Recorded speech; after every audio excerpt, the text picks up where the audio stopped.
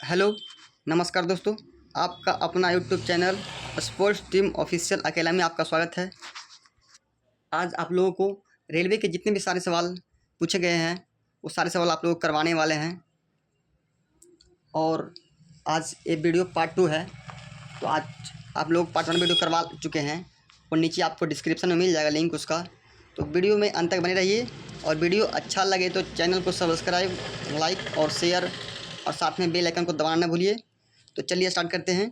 कह रहा है कि पंचायती राज है जो कि निधि फंड के लिए मुख्यतः पर निर्भर करता है। मतलब किस पर निर्भर करता है? तो एक प्रशासनिक ढांचा सरकारी वित्त पर निर्भर करता है। किस पर करता है? एक प्रशासनिक ढांचा सरकारी वित्त पर निर्भर करता है। सही उत्तर क्या हो जाएगा? ये हो जाएगा। चलिए नेक्स्ट कह रहा है कि 73वें संविधान संशोधन के द्वारा 73वें संविधान संशोधन के द्वारा ग्राम पंचायत को एक प्रशासनिक ढांचे का रूप दिया गया जिसे पंचायती राज कहा गया। और ढांचे को चलाने के लिए आवश्यक निधि फंड को पूर्ति के लिए पंचायती राज के वित्तीय स्रोतों में स्थानीय कर, राज्य तथा केंद्र सरकार द्वारा उपलब्ध कराए गए आर्थिक अनुदान, राज्य वित्त आयोग, केंद्रीय वित्त आयोग द्वारा निजी पूंजी से उपलब्ध संसाधन तथा गैर सरकारी संस्थाओं या समितियों से प्राप्त संस्थान है। चलिए नेक्स्ट कर रहा है कि खंड, इसको क्या बोलते हैं? ब्लॉक इसको बोलते हैं। खंड स्तर पर पंचायत समिति एक क्या है? तो प्रशासनिक प्राधिकरण है। क्या है? सही उत्तर क्या हो जाएगा? ए हो जाएगा सही उत्तर। प्रशासनिक प्राधिकरण है। क्या कह रहा है कि खंड स्तर पर पंचायत समिति क्या है? प्रशासनिक प्राधिकरण है। कह रहा है कि खंड मतलब ब्लॉक जिसको बोलते हैं, खंड स्तर पर पंचायत समिति प्रशासनिक प्राधिकरण है। ग्राम स्तर पर विभिन्न कार्यों को निपटाने के लिए मुख्यतः निम्न समितियां नियुक्त की जाती है: कार्य समिति, वित्त एवं विकास समिति, शिक्षा समिति और समता समिति। चलिए नेक्स्ट कर रहा है कि किस मामले में सर्वोच्च न्यायालय ने संविधान के उन प्रावधानों को निरस्त किया है जो मूलभूत अधिकारों पर निर्देशक सिद्धांतों के प्रभुत्व को मंजूर करते थे। सही उत्तर क्या हो जाएगा? Minerva mills case. सही उत्तर क्या हो जाएगा? डी हो जाएगा। चलिए कह रहा है कि मिनर्वा मिल्स क्या है? कह रहा है कि मिनर्वा मिल्स 1980 के बाद में उच्चतम न्यायालय ने यह कहा कि मूल अधिकार और निर्देशक तत्वों के बीच समन्वय और संतुलन संविधान की आधारित संरचना का आवश्यक लक्षण है। मिनर्वा मिल्स के बाद में उच्चतम न्यायालय ने 42वें संशोधन की धारा 4 के असंवैधानिक मानते हुए शून्य घोषित कर दिया। यह धारा नीति निर्देशक तत्वों को मूल अधिकारों के ऊपर प्राथमिकता प्रदान करती थी। मिनर्वा मिल्स बाद में दिए गए निर्णय के परिणाम स्वरूप संविधान के अनुच्छेद 31 के ग की अंतः स्थापना के पश्चात भी निर्देशक तत्वों को मूल अधिकार की प्राथमिकता नहीं दी जा सकती है। चलिए नेक्स्ट कर रहा है कि निम्नलिखित में से किस अधिकार को डॉक्टर BR अम्बेडकर ने संविधान का हृदय और आत्मा बताया है? ऑप्शन देखिए यहाँ पे। कह रहा है ए में धार्मिक स्वतंत्रता का अधिकार, बी में संपत्ति का अधिकार है, सी में देखिए क्या कह रहा है कि समता का अधिकार है, डी में कह रहा है संवैधानिक उपचार है। सही उत्तर क्या हो जाएगा? संवैधानिक उपचार है। कौन सा है सही उत्तर? संवैधानिक उपचार है। कह रहा है कि संवैधानिक उपचार के अधिकारों को डॉक्टर बी राव अम्बेडकर ने संविधान का हृदय और आत्मा बताया है। क्या होता है? संविधान का हृदय और आत्मा बताए हैं। कह रहा संविधान उपचार का अधिकार अनुच्छेद 32 से 35 तक मूल अधिकारों में सम्मिलित है। मूल अधिकारों के उल्लंघन की स्थिति में अनुच्छेद 32 के तहत सर्वोच्च न्यायालय में याचिका प्रस्तुत की जा सकती है। इसके अतिरिक्त अनुच्छेद 226 के अंतर्गत उच्च न्यायालय में भी रिट याचिका प्रस्तुत की जा सकती है। चलिए नेक्स्ट कर रहा है कि भारतीय संविधान की आत्मा किसे कहा गया है? तो ऑप्शन में देखिए धार्मिक स्वतंत्रता, समानता का संबंध अधिकार, कि संवैधानिक उपचार का अधिकार, कि प्रस्तावना। सही उत्तर क्या हो जाएगा? डी प्रस्तावना को क्या कहते हैं? भारतीय संविधान की आत्मा कहते हैं। चलिए नेक्स्ट कर रहा है कि भारतीय संविधान की आत्मा, इसकी प्रस्तावना को कहा जाता है। भीमराव अम्बेडकर ने संवैधानिक उपचारों के अधिकार को भारतीय संविधान की आत्मा और हृदय कहा था। नेक्स्ट कर रहा है कि संविधान की आत्मा किसे कहते हैं? संविधान की आत्मा किसे कहते हैं? प्रस्तावना के, कि मूल अधिकार के, कि मूल कर्तव्य के, कि नीति निर्देशक तत्व को। सही उत्तर क्या होगा? प्रस्तावना। संविधान की आत्मा किसे कहते हैं? प्रस्तावना को संविधान की आत्मा कहते हैं। सही उत्तर क्या हो जाएगा? ए हो जाएगा। चलिए नेक्स्ट कर रहा है कि मूलभूत मौलिक अधिकारों का प्रमुख उद्देश्य क्या है? तो सही उत्तर क्या हो जाएगा? व्यक्ति स्वतंत्रता को सुनिश्चित करना। व्यक्तिगत स्वतंत्रता को सुनिश्चित करना ही क्या कहलाता है? मूलभूत अधिकार कहलाता है। सही उत्तर क्या हो जाएगा? बी हो जाएगा। चलिए नेक्स्ट कर रहा है कि किसी भी व्यक्ति में निहित क्षमताओं के उत्कृष्ट विकास हेतु उचित अवसर प्रदान करने के लिए नागरिकों को मौलिक अधिकार प्रदान किए गए हैं। इस प्रकार नागरिकों को मूल अधिकार प्रदान कर उनकी व्यक्तिगत स्वतंत्रता सुनिश्चित की गई है। चलिए नेक्स्ट कर रहा है कि निम्न में से कौन सा मूलभूत अधिकार नहीं है? तो ऑप्शन में देखिए यहाँ कह रहा है कि ए में कह रहा समानता का अधिकार, बी में कह रहा संपत्ति का अधिकार, सी में कह रहा शोषण के विरुद्ध अधिकार, डी में कह रहा धार्मिक स्वतंत्रता का अधिकार। सही उत्तर क्या हो जाएगा? संपत्ति का अधिकार मूलभूत अधिकार नहीं है। ऑप्शन नंबर बी सही हो जाएगा। चलिए नेक्स्ट कर रहा है कि संपत्ति का अधिकार 44वें संविधान संशोधन 1978 के द्वारा मूल अधिकार के रूप में निरस्त कर दिया गया। वर्तमान में यह एक संवैधानिक अधिकार है क्योंकि संविधान के अनुच्छेद के 300 के कम में इसे एक विधिक अधिकार के रूप में संविधान में समाविष्ट किया गया है। चलिए नेक्स्ट कर रहा है कि मौलिक अधिकारों के बारे में कौन सा कथन सत्य नहीं है? देखिए पहला हम कह रहा है कि संविधान के प्रारंभ में 7 अधिकार दिए गए थे। सेकंड में कह रहा है कि मौलिक अधिकार की व्यवस्था अनुच्छेद 12 से 35 तक है। डी में कह रहा है कि 3 में कह रहा है कि प्राण एवं दैहिक स्वतंत्रता का अधिकार आपातकाल में भी निलंबित नहीं होता है।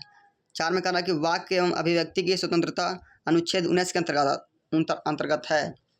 तो ऑप्शन ए में कह रहा है कि 1 और 4 सही है कि 1 2 4 है, मतलब 1 2 4 है। सी में कह रहा है कि 1 और 2 है। डी में इनमें से कोई नहीं है। सही उत्तर क्या आ जाएगा? इनमें से कोई नहीं कथन सत्य है, नहीं है। कह रहा है कि व्याख्या संविधान के प्रारंभ में भाग 3 के अंतर्गत 7 मौलिक अधिकार दिए गए थे, जिनमें से संपत्ति का अधिकार के मौलिक अधिकार की श्रेणी से हटने के पश्चात अब 6 मूल अधिकार ही रह गए हैं। मौलिक अधिकारों की व्यवस्था अनुच्छेद 12 से 35 तक में है।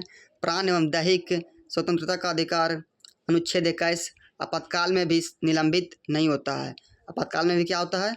निलंबित नहीं होता है। तथा वाक्य एवं अभिव्यक्ति की स्वतंत्रता अनुच्छेद 19 के तहत दी गई। इस प्रकार दिए गए चारों कथन सत्य है और सही उत्तर बी हो जाएगा। चलिए नेक्स्ट कर रहा है कि भारत के संविधान के अंतर्गत अब कितने मौलिक अधिकार की गारंटी दी गई है? सही उत्तर क्या हो जाएगा? सी हो जाएगा 6। भारत के संविधान के अंतर्गत अब कितने मौलिक अधिकार की गारंटी दी गई है?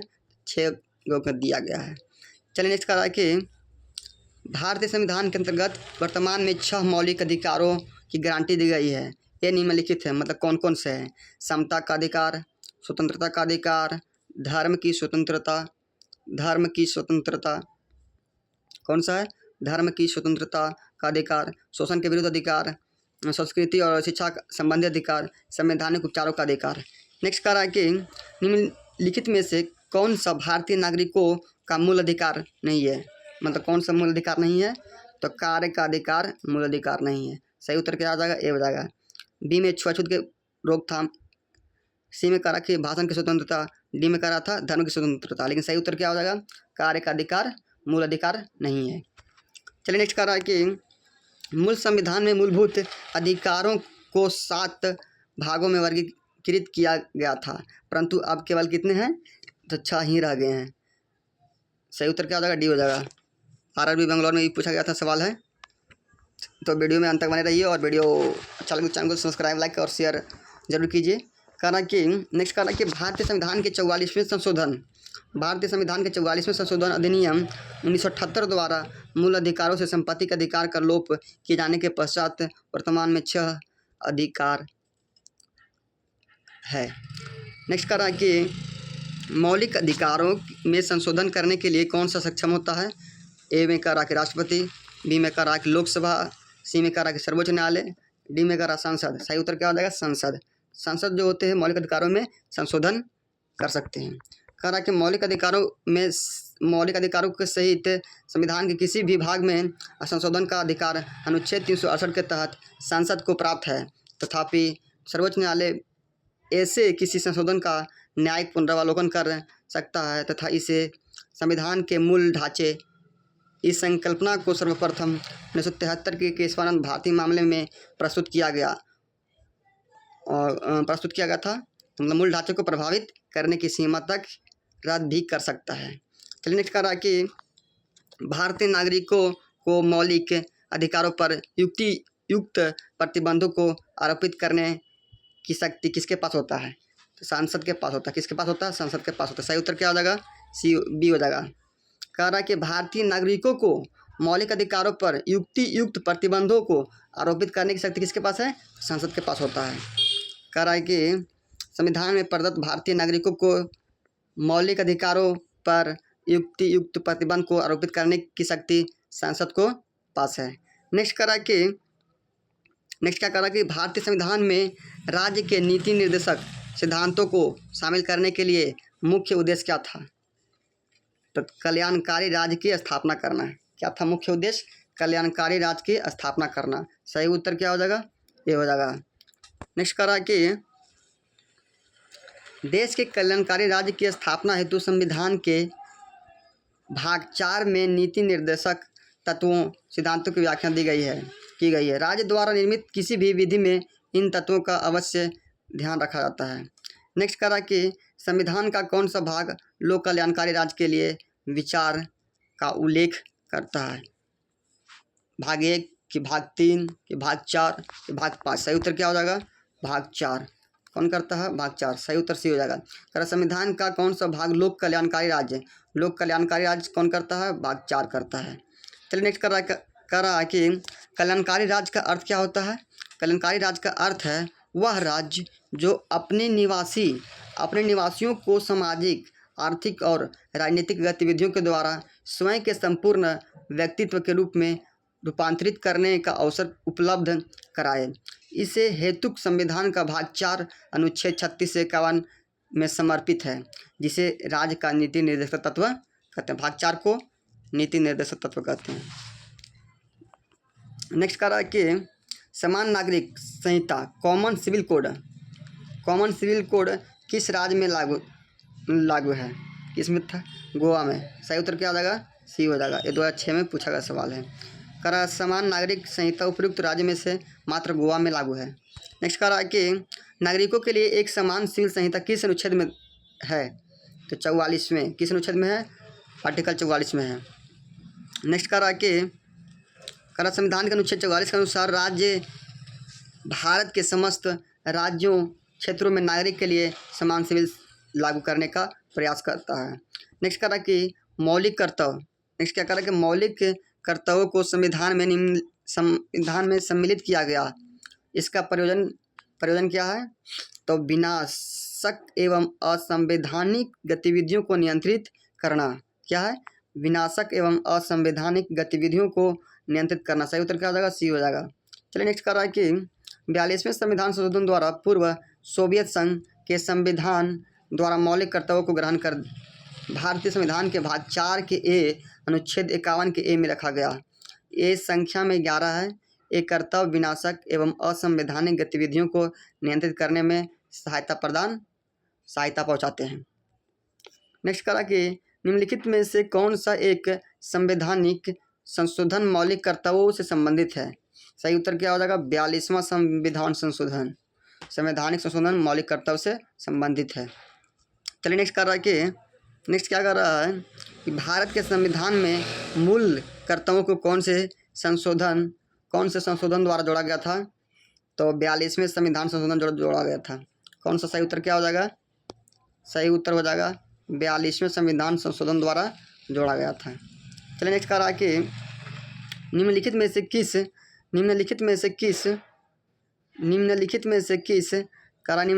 किस संविधान संशोधन के अंतर्गत मौलिक कर्तव्यों को शामिल किया गया? तो किसके द्वारा किया गया था? 42वें संविधान संशोधन। सही उत्तर क्या हो जाएगा? ए हो जाएगा 42वें संविधान संशोधन। नेक्स्ट क्या कह रहा है कि किसकी अनुशंसा पर भारतीय संविधान में मूल कर्तव्य को जोड़ा गया? किसके अनुशंसा पर भारतीय संविधान के मूल कर्तव्यों को जोड़ा गया? तो स्वर्ण सिंह रिपोर्ट पर। किस पर? स्वर्ण सिंह समिति के द्वारा इस पर क्या क्या भारतीय संविधान में मूल कर्तव्यों को जोड़ा गया था। कहा कि सरदार स्वर्ण सिंह समिति 1976 की अनुशंसा पर भारतीय संविधान में अनुच्छेद 51 के क जिसमें मूल कर्तव्य का उल्लेख है को मतलब जोड़ा गया था। सही उत्तर क्या हो जाएगा? बी हो जाएगा। चलिए नेक्स्ट कह रहा है कि इनमें से कौन सा राजकोषीय भाषा नहीं है?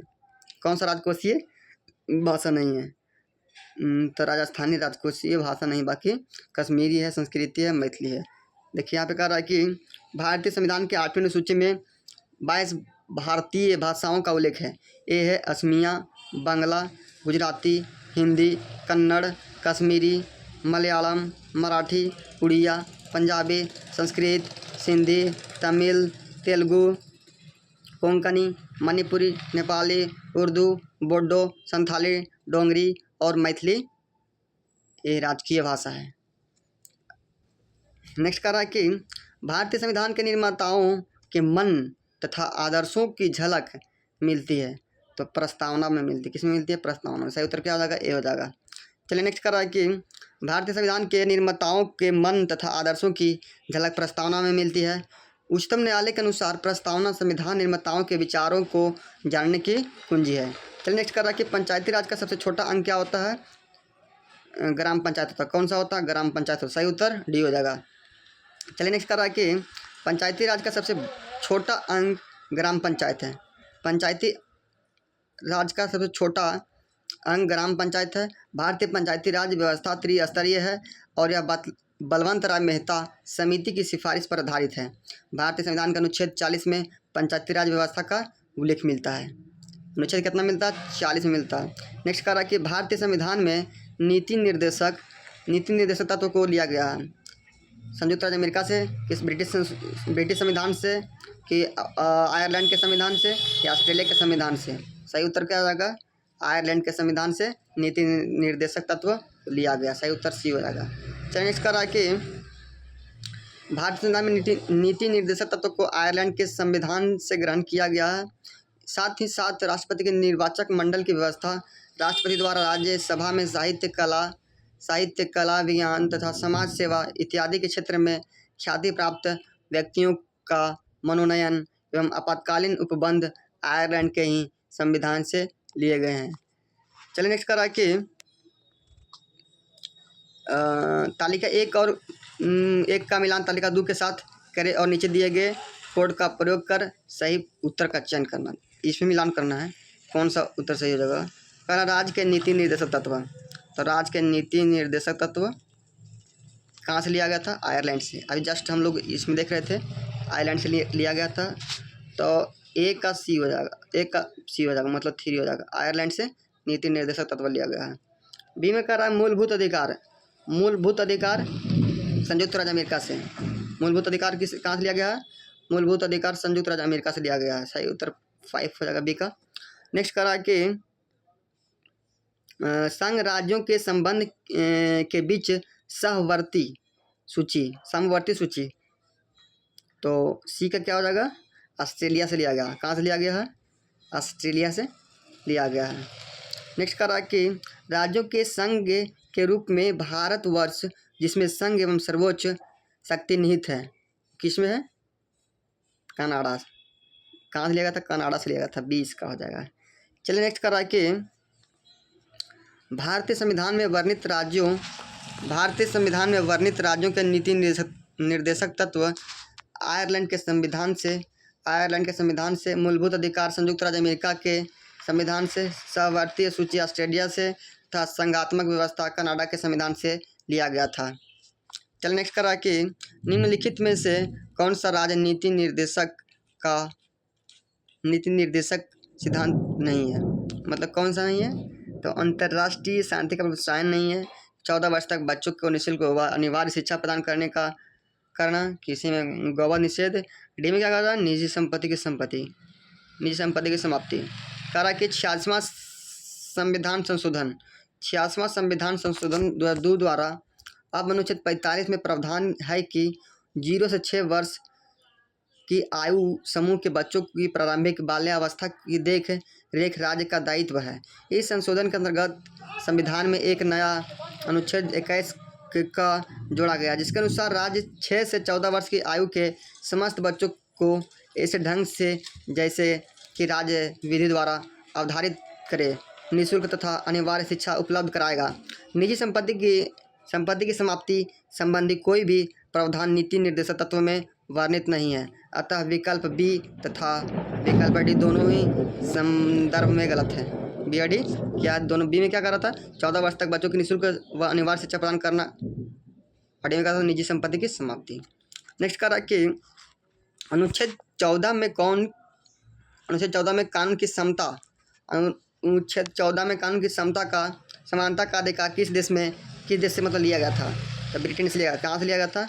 ब्रिटेन से लिया गया था। सही उत्तर क्या हो जाएगा? बी हो जाएगा। कह रहा है कि अनुच्छेद 14 में वर्णित कानून के समक्ष समानता का अधिकार ब्रिटेन से लिया गया है। ब्रिटेन में समान कानून का विधान है। इसके अनुसार भारत के प्रत्येक नागरिक को विधि के समक्ष समता एवं समान संरक्षण से वंचित नहीं किया जा सकता है। चलिए नेक्स्ट कर रहा है कि नेक्स्ट क्या कर रहा है? नौकरी में समान अवसर का अधिकार संविधान के किस अनुच्छेद में प्रतिस्थापित है? तो अनुच्छेद डी, मतलब 16 में अनुच्छेद क्या आता है? 16। कारण नौकरी में समान अवसर पर अधिकार संविधान के किस अनुच्छेद में है? 16 में है। सही उत्तर क्या हो जाएगा? डी हो जाएगा। कारण भारत के संविधान में समान अवसर का अधिकार संविधान के अनुच्छेद 16 में प्रतिस्थापित है। यह एक मूल अधिकार है। यह एक कैसा है? मूल अधिकार है। नेक्स्ट कह रहा कि हमने विश्व के किस राष्ट्र के संविधान में से अपने मूल अधिकारों की संकल्पना ग्रहण की है? तो कहाँ से किया है संविधान के मूल अधिकारों का? तो यूएसए। सही उत्तर क्या हो जाएगा? डी हो जाएगा। यूएसए से हम लोग ग्रहण किए हैं। कह रहे कि भारतीय संविधान में मूल अधिकार की संकल्पना संयुक्त राज्य अमेरिका के संविधान से सम्मिलित अधिकार पत्र बिल ऑफ राइट्स से प्रेरित है। नेक्स्ट कह रहा कि निम्नलिखित में से ब्रिटिश संविधान की किस विशेषता को भारतीय संविधान में शामिल किया गया है? ए में करा संसदीय पद्धति के सरकार, बी में करा विधि का शासन, सी में करा विधि निर्माण प्रक्रिया, डी में करा उपयुक्त सभी। तो इसमें से सभी हो जाएगा। क्या है? इनमें से सभी है। कह रहा है कि भारतीय संविधान में संसदीय पद्धति के सरकार, विधि का शासन, विधि निर्माण प्रक्रिया, एकल नागरिकता ब्रिटिश संविधान की विशेषताओं से ग्रहण किए गए हैं। नेक्स्ट कह रहा है कि मूल संविधान के कौन से भाग में राज्य लोक कल्याण की संकल्पना सम्मिलित की गई है? तो राज्य के नीति निर्देशक तत्व। सही उत्तर क्या आ जाएगा? डी हो जाएगा। नेक्स्ट कह रहा है कि मूल संविधान के भाग 4 में राज्य लोक कल्याण की संकल्पना राज्य के नीति निर्देशक तत्वों में सम्मिलित की गई है। यह अनुच्छेद 36 से 51 तक वर्णित है। भारतीय संविधान का यह भाग आयरलैंड के संविधान से लिया गया है। नेक्स्ट करा कि अस्पृश्यता का अंत संविधान के किस अनुच्छेद द्वारा किया गया है? तो 17वां अनुच्छेद द्वारा संविधान के अस्पृश्यता का अंत किया गया है। नेक्स्ट करा कि भारतीय संविधान के भाग 3 के मूल अधिकार के अंतर्गत अनुच्छेद 17 अस्पृश्यता के अंत का उपबंध करता है। कौन करता है? भाग अनुच्छेद 17। नेक्स्ट कह रहा है कि भारत का संविधान मान्यता प्रदान करता है। सही उत्तर क्या आ जाएगा? धार्मिक एवं भाषाई अल्पसंख्यकों को भारत का संविधान मान्यता प्रदान करता है। सही उत्तर सी हो जाएगा। नेक्स्ट कह रहा है कि भारत का संविधान धार्मिक एवं भाषाई अल्पसंख्यकों को अनुच्छेद 30 से मान्यता प्रदान करता है। आर्टिकल 30 करता है। नेक्स्ट करा कि निम्नलिखित में से कौन सा राज्य सूची में नहीं है? मतलब कौन सा राज्य सूची में नहीं है? ए में करा कृषि, बी में करा जेल, सी में करा सिंचाई, डी में करा सुरक्षा नहीं है। करा कि केंद्र और राज्यों के बीच विधायी शक्ति का विभाजन 3 सूचियों के माध्यम से किया गया है। ये है संघ सूची, राज्य सूची और समवर्ती सूची। संघ सूची पर संघ सरकार और संघीय संसद के अन्य अधिकारित है।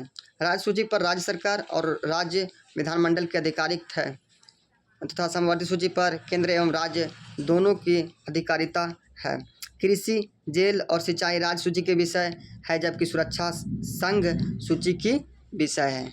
चलिए नेक्स्ट कर रहा है कि मौलिक अधिकारों को प्रवृत्त करने के लिए निम्नलिखित रीटों में से कौन सी रीट जारी किया जा सकता है?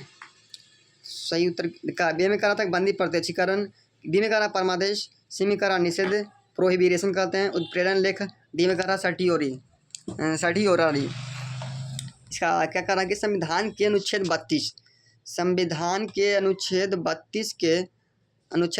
के अंतर्गत मौलिक अधिकारों को प्रवृत्ति कराने के लिए सर्वोच्च या उच्च न्यायालय 5 रीट जारी करती है। ए है बंदी प्रत्यक्षीकरण, परमादेश, कौन कौन है? बंदी प्रत्यक्षीकरण, परमादेश, अधिकार परीक्षा, उत्प्रेषण और प्रतिषेध निषेध। ये सभी रीटें मौलिक अधिकारों को प्रवृत्त कराने हेतु जारी करती है, किंतु परमादेश के अतिरिक्त अन्य रीट विशेष अधिकारों से संबंधित है, जबकि परमादेश के अंतर्गत मौलिक अधिकारों से जुड़े अन्य मामलों में भी रीट की जा सकती है। अतः उपयुक्त विकल्पों में से परमादेश ही सर्वाधिक उपयुक्त सही है। नेक्स्ट का रहा कि उच्च न्यायालय अथवा सर्वोच्च न्यायालय द्वारा नागरिकों के मौलिक अधिकारों की रक्षा हेतु जारी करता है। इसमें कौन करता है? नेक्स्ट का रहा कि याचिका जैसे कि परमादेश, बंदी प्रत्यक्षीकरण जारी किए जाते हैं, कौन करता है इसमें? उच्च न्यायालय द्वारा। किससे होता है? उच्च न्यायालय द्वारा होता है। उच्च न्यायालय द्वारा होता है।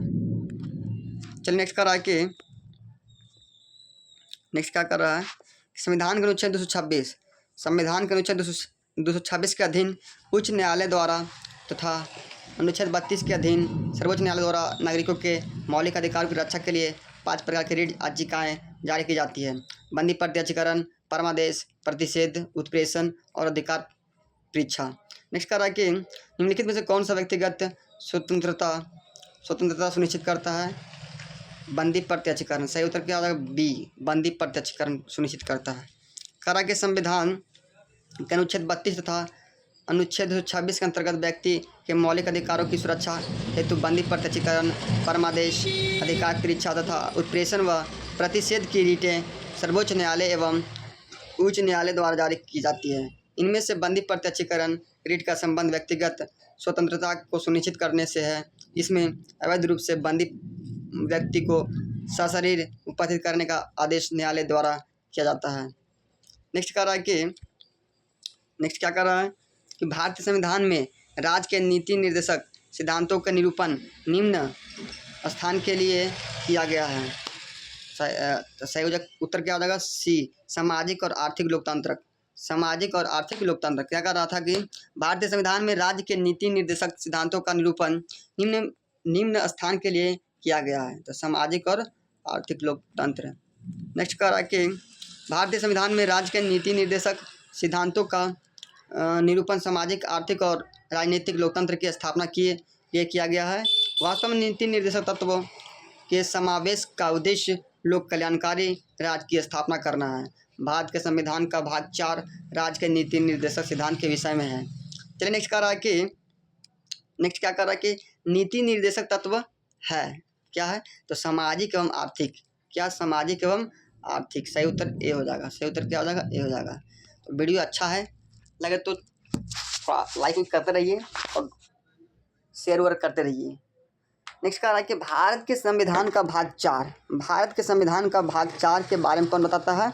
तो राज्य के नीति निर्देशक तत्व, DPSP। सी हो जाएगा इसका आंसर। नेक्स्ट क्या कर रहा है? भारत के संविधान का भाग 4 राज्य के नीति निर्देशक सिद्धांतों के विषय में है। इसके प्रावधान अनुच्छेद 36 से 51 तक है समाहित है।